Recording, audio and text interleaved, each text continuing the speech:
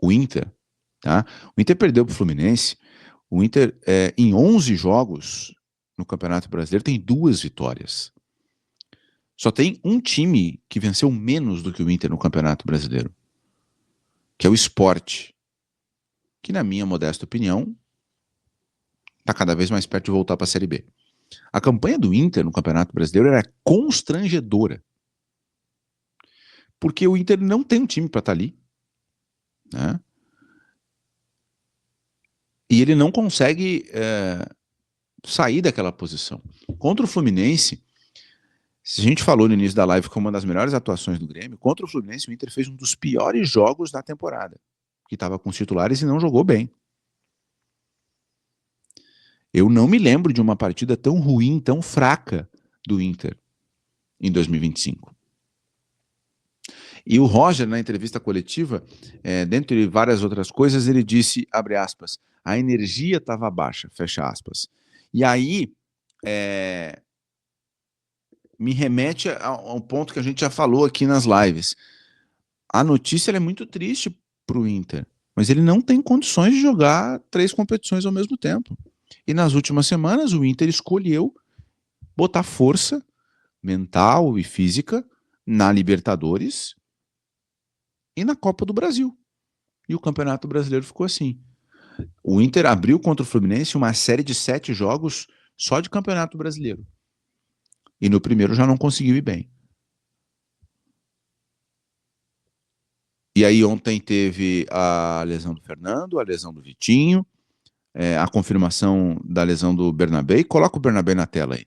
Essa notícia do Bernabé, a meu ver, ela é uma notícia que obriga o Inter a ir ao mercado de transferências. O Bernabé tem uma lesão muscular de grau 3. Grau 3 é o grau mais grave. Rompeu tudo. Rompeu tudo. A gente está falando de um período de recuperação aqui. O Inter oficialmente não deu um período de recuperação para o Bernabé, mas a gente está falando de um período de recuperação longo, de 2, 3 meses. Tem a parada por Super Mundial, mas, cara, não tem como o Inter seguir jogando a temporada com o Ramon ou com o Brian Aguirre improvisado. O Inter tem que ir ao mercado. E, infelizmente, era um risco que o Inter corria, porque o Bernabé chegou depois de todo mundo, pela negociação com o Celtic, e, olha, é uma figura de linguagem que eu vou dizer aqui, mas ele jogou praticamente todos os jogos. Uma hora ele ia estourar, só que ele estourou no pior cenário, né? Então agora o Inter vai ter que ir ao mercado contratar.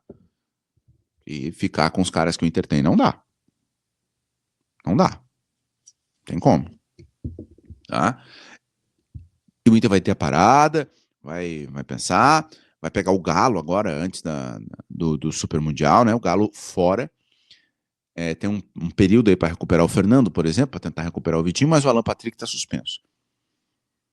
Se o Inter vai para essa rodada, perde para o Galo lá, ele entra no Super Mundial com 12 jogos no campeonato, tendo só 2 vitórias. Pelo que eu vi ali, os resultados paralelos, o Inter não vai entrar na zona do rebaixamento, mesmo com a derrota para o Galo. Tem alguns jogos que não vão acontecer, né? Os times brasileiros que vão jogar o Mundial não jogam mais. O Fluminense, por exemplo, não joga mais. E tem alguns times que estão abaixo do Inter que não vão pontuar, não vão superar o Inter. Então, dificilmente o Inter vai nessa parada do Super Mundial estar na zona do rebaixamento, mas vai estar constrangido de estar perto dela, né? E tem uma outra coisa, né? O Grêmio muito provavelmente vai terminar essa primeira parte do campeonato à frente do Inter. Também é um constrangimento para o Inter. Campeão gaúcho e que está na Libertadores, o Grêmio eliminado da Copa do Brasil, já emendou duas vitórias aí no Brasileiro, já subiu e vai terminar essa primeira parte à frente do Inter. Né?